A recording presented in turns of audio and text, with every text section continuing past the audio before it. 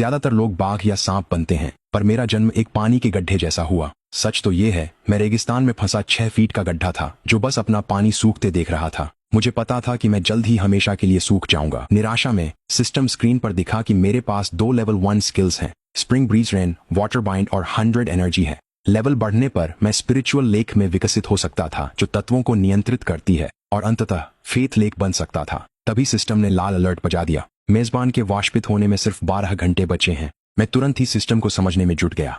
Spring breeze rain एक प्रशिक्षण कौशल था जो आध्यात्मिक बारिश से जीवों के विकास में सहायक था। वाटर बाइंड दुश्मनों को पानी से फंसाता था। कौशल में ऊर्जा खर्च होती, 100 एनर्जी बस 2 बार ही चली। ज्यादा ऊर्जा कैसे पाएं, ये समझने का वक्त नहीं था। गीला रहने पर कोई दिक्कत नहीं होगी, इसलिए मैंने स्प्रिंग ब्रीज रेन इस्तेमाल किया। ऊर्जा 50 तक गिर गई और मुझे हल्की हवा महसूस हुई।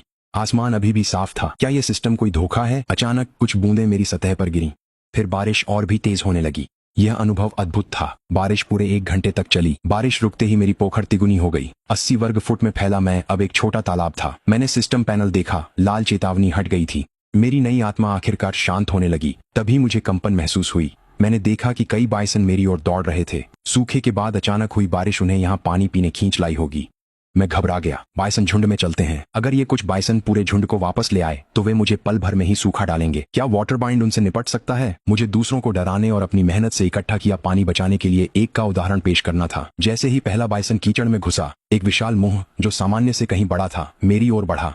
अचानक पानी की एक रस्सी बाइसन की गर्दन पर कस गई और उसे खींच लिया। बाइसन छटपटाया, पर पकड़ और मजबूत होती गई। संघर्ष ने उसे कीचड़ में ढंसा दिया और उसका सिर पानी में डूब गया। हरकतें थमते ही सतह शांत हो गईं। जो अन्य बाइसन बाद में आए थे वे अचानक हुई हिंसा से पहले ही डर गए थे और दूर भाग गए। घबराए हुए दूरी से देख रहे थे। होस्ट ने एक निम्न स्तरीय जानवर को समाप्त कर दिया। 100 ऊर्जा प्राप्त हुई। पहली हत्या की उपलब्धि पर बधाई। इनाम 100 ऊर्जा। इसे कहते हैं किस्मत का साथ मिलना। वाटर बाइंड पर 50 ऊर्जा खर्च करने के बाद अब मेरे पास कुल 200 ऊर्जा थी। तो जीवों को समाप्त करना ऊर्जा प्राप्त करने का एक तरीका था। दूर खड़े डरे हुए बाइसन को देखकर मेरे दिमाग में एक विचार आया। इस अंतहीन रेगिस्तान में मैं ही एकमात्र जल स्रोत था। वे बाइसन वापस आने से खुद को रोक नहीं सकते थे। वे चलते फिरते ऊर्जा थे। जिस बाइसन को मैंने पानी में डुबोया वह धीरे धीरे कीचड़ में लिपटा और फिर गायब हो गया। रेगिस्तान की रात और डरावनी थी। दूर से दहाड़ें और डरी हुई चीखें गूंज रही थीं। रेगिस्तान में जीवन भरपूर था। सुबह मैंने सिस्टम चेक किया, ऊर्जा 500 हो गई थी। कल रात बाइसन हार गए। वे पानी पीने आए और मैंने सबको खत्म कर दिया। हर बाइसन से मुझे 50 ऊर्जा मिली। जांचने पर मुझे सिस्टम की एक गुप्त क्षमता मिली। जीवों को आत्मसात करने पर उनकी यादें मिल जाती। बाइसन की यादों से मैंने इस दुनिया को और जाना। यह मेरी पुरानी दुनिया नहीं बल्कि कोई आदिम जंगली युग था। बाइसन की याद में मैंने एक शेर देखा जिसके गले में आग का घेरा था। पंखों वाले घोड़े थे और इंसान जादू कर रहे थे। ये देख मैं उत्साहित था। इस जादुई दुनिया में शरीर वापस पाने का कोई तरीका तो होगा। मैं हमेशा झील बनकर नहीं रहना चाहता। अगर मैं उस अग्नि शेर को सोख लूं तो मुझे काफी ऊर्जा मिलेगी। इसलिए मैंने एक साहसी योजना बनाई। बाइसन के अनुसार वह आग वाला शेर यहीं कहीं होना चाहिए। रेगिस्तान की गर्मी तेज थी। यहाँ 1 हफ्ता हो गया। मैंने शिकारी जीवन शुरू किया। रोज स्प्रिंग ब्रीज रेन के इस्तेमाल से मेरा आकार बढ़ा। 7 दिन की बारिश के बाद मैं खुद को झील कह सका, क्योंकि मेरी कला की बारिश ऊर्जावान थी। कुछ मरणासन्न पौधे, मछलियां और झींगे जी उठे।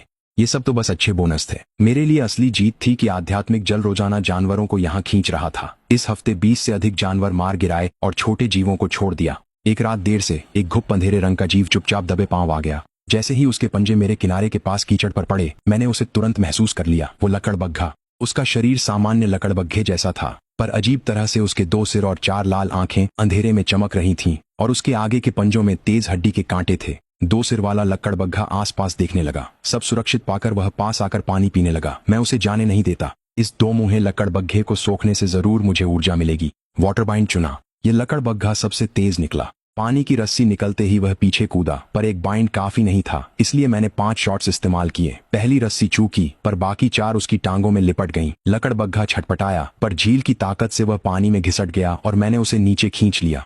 पहली जादुई जानवर की हत्या पूरी करने पर बधाई। 1 मृत्यु श्रेणी स्तर 1 का जादुई जानवर समाप्त किया गया। इनाम 1000 ऊर्जा। मेजबान के भीतर एक विशेष पदार्थ पाया गया है। परिष्करण की प्रक्रिया शुरू करें। मैं अभी इनाम की खुशी का आनंद ले ही रहा था कि सिस्टम ने कहा कि मेरे अंदर कुछ खास है। मैंने सोचा और तय किया कि इसे परिष्कृत करूं। परिष्करण पूरा हुआ। मेजबान ने 2 स्तर 1 हेलहाउंड सार को परिष्कृत किया। 500 ऊर्जा प्राप्त हुई। सिस्टम की जानकारी के अनुसार तुलना और मूल्यांकन के बाद बाइसन की यादों में जो अग्निसिंह था वह शायद मृत्यु श्रेणी स्तर 3 का था और मैं केवल मृत्यु श्रेणी स्तर 1 का था। झील होने के कारण अधिकतर कौशल मुझ पर बेअसर थे। सिस्टम लेवल कैसे बढ़ाऊं? 2000 ऊर्जा से लेवल 2 पर पहुंचे। सावधानी के लिए मैंने अग्नि सिंह से पहले लेवल 2 पर पहुंचने का सोचा।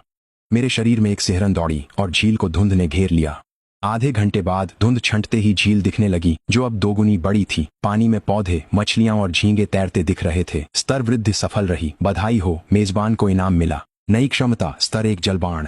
अपग्रेड के बाद 500 ऊर्जा बची, पर मेरा आकार बढ़ा और नया हमला कौशल मिला। अंदर के पौधों जीवों को लाभ मिला और वे तेजी से बढ़े। जलबाण से पानी के तीर चलते हैं। हर तीर पर 100 ऊर्जा लगती है। मैं एक बार में अधिकतम 20 तीर चला सकता हूँ। जितना बड़ा मैं हूँ उतने अधिक तीर चला सकता हूँ। ये देख मैं चिंतित था। मेरी ऊर्जा से मैं इसे सिर्फ 5 बार इस्तेमाल कर पाता, पर नए कौशल से मुझे उस अग्नि सिंह को हराने का भरोसा था। मैंने फिर वसंत वर्षा की। ऐसी बारिश बाइसन को लुभाने के लिए काफी थी। वास्तव में जैसे ही संध्या हुई, बाइसन सतर्कता से पास आया। उसने किनारा परखा और खतरा न देख पानी पीने लगा। मेरे वर्तमान आकार में मुझे साझा करने में आपत्ति नहीं थी, ताकि अग्नि सिंह को फंसाया जा सके। मैं शांत और स्थिर रहा। तीसरे दिन झील किनारे कई जानवर आ गए। कुछ जल पक्षी भी पानी में क्रीड़ा कर रहे थे। मैं धैर्य से रुका रहा। बिल्कुल सुरक्षित दिखना था। जब जानवर पानी पीने आएंगे तो अग्नि सिंह यहीं शिकार करेगा। झील के पानी से किनारे के जानवर और भी फुर्तीले हो गए। 2 दिन बीते, पर सिंह नहीं दिखा। बाइसन को निडरता से नहाते देख मेरा धैर्य जवाब देने लगा। आखिरकार चौथे दिन एक अग्नि सी अयाल वाला सिंह दिखाई दिया। मैं इतना उत्साहित हो गया कि मेरी सतह पर लहरें फैल गईं। अग्नि सिंह को करीब देख मैं थोड़ा घबरा गया। ये मेरा पहला लेवल 3 जादुई शिकार था और यह सिंह वाकई बहुत ताकतवर था। सफलता की कोई गारंटी नहीं थी। जब अग्नि सिंह झील से लगभग 500 गज दूर था तो किनारे के जानवर घबरा गए और भागने की कोशिश करने लगे। खासकर वे बाइसन जो पानी में खेल रहे थे, वे बेतहाशा किनारे की ओर भागने लगे। मैंने पानी के नीचे एक धारा बनाई ताकि उनकी भागने की कोशिश को बार बार रोक सकूं। अग्नि सिंह झील के किनारे पहुंचा और एक बाइसन की गर्दन में गहराई से काट लिया, जिससे पानी तुरंत लाल हो गया।